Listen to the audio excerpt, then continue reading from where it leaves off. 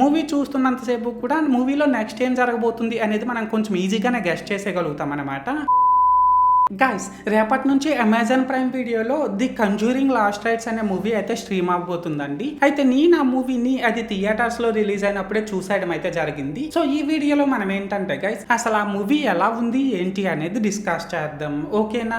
అయితే ఇక్కడ first of all ఈ మూవీలో స్పాయిలర్స్ లేకుండా బేసిక్ గా స్టోరీ లైన్ ఏంటంటే గైస్, స్ముర్ల్ అనే ఫ్యామిలీ ఉన్నటువంటి ఒక ఇంట్లోకి ఆత్మ అయితే వచ్చేస్తుందండి. అయితే ఆ ఆత్మ అలా వచ్చిన తర్వాత దాన్ని వదిలించడానికని ఈడీ అండ్ లారెన్ వారెన్ అనే ఇద్దరు వ్యక్తులు అయితే వస్తారు.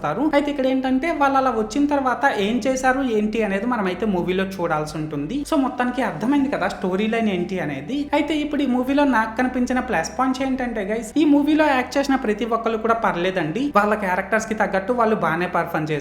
అలాగే ఈ మూవీలో సెకండ్ హాఫ్ అంతా కూడా పర్లేదండి, ఎంగేజింగ్ గానే ఉంది. ఇంకా ఇందులో సినిమాటోగ్రఫీ వరకు, ఎడిటింగ్ వరకు, బీజిఎం, సౌండ్ ఎఫెక్ట్స్, విజువల్స్, ఇలా ప్రతి ఒక్క టెక్నికల్ ఆస్పెక్ట్ కూడా చాలా బాగుందన్నమాట. అండ్ ఈ మూవీలో ఎలాంటి అడల్ట్ కంటెంట్ లేదు కాబట్టి దీన్ని ఫ్యామిలీతో చూస్తాము అనుకుంటే చూసేయచ్చు అనమాట మీరు. సో మొత్తానికి ప్లస్ పాయింట్స్ విషయానికి వచ్చినట్లయితే ఇదన్నమాట మ్యాటర్. అండ్ ఇప్పుడు ఈ మూవీలో నాకు కనిపించిన మైనస్ పాయింట్స్ ఏంటంటే గైస్, ఈ మూవీలో ఫస్ట్ హాఫ్ లో డ్రామా ఎక్కువగా అయిపోవడం వల్ల ఫస్ట్ హాఫ్ అంతా కూడా కొంచెం స్లో పేస్ లో రన్ అవుతుందండి. అండ్ అంతేకాకుండా ఇందులో స్టోరీనే రొటీన్ స్టోరీ అవ్వడం వల్ల మూవీ చూస్తున్నంతసేపు కూడా మూవీలో నెక్స్ట్ ఏం జరగబోతుంది అనేది మనం కొంచెం ఈజీగానే గెస్ట్ చేసేయగలుగుతాం అనమాట. అండ్ లాస్ట్ గా ఏంటంటే గైస్, ఈ మూవీలోని హారర్ ఎలిమెంట్స్ కూడా పెద్ద ఇంప్రెసివ్ గా ఏం లేవండి. అంటే అవి మనల్ని భయపెట్టే విధంగా అయితే లేవన్నమాట.